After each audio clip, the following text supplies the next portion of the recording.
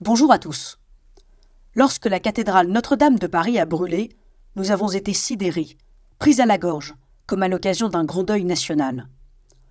Au-delà de cette dimension religieuse, historique, nationale et patrimoniale, qu'est-ce qu'une cathédrale recèle qui nous touche tant ?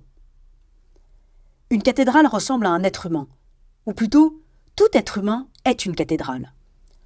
En effet, dans leur décor intérieur et extérieur, ces majestueux édifices sont recouverts d'innombrables statues, sculptures, petits personnages et gargouilles, comme nous. Oui, nous portons incrustés en nous les visages de ceux que nous avons rencontrés, de ceux que nous avons aimés, de ceux dont nous avons rêvé, de ceux que nous avons lus, étudiés, médités, contredits. Ils sont tous là. Comme ces statues de saints sculptées dans la pierre, ils sont sculptés dans notre mémoire et dans notre chair.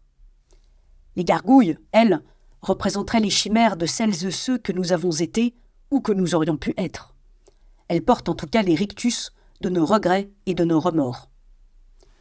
Pourquoi donc la cathédrale Notre-Dame de Paris est-elle devenue un sujet politique ? Parce qu'un pays n'est pas si différent d'un être humain et que ce qui résonne à l'échelle individuelle fait encore davantage écho à l'échelle collective. Oui, une société est une cathédrale.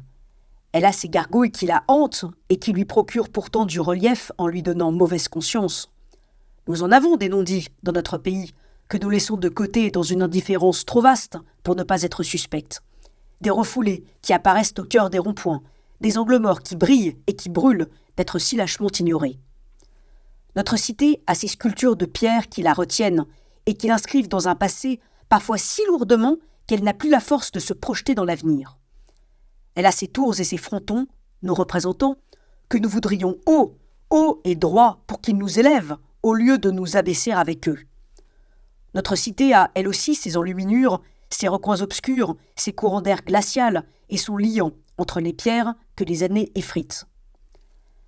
Alors que nous sommes toujours autant divisés qu'il y a 1 siècle, 2 siècles, 3 siècles, et que notre situation politique est fragile, la réouverture de la cathédrale Notre-Dame de Paris marque notre inconscient collectif d'une conviction. Si l'irréversible existe, il ne devrait jamais y avoir d'irréparable.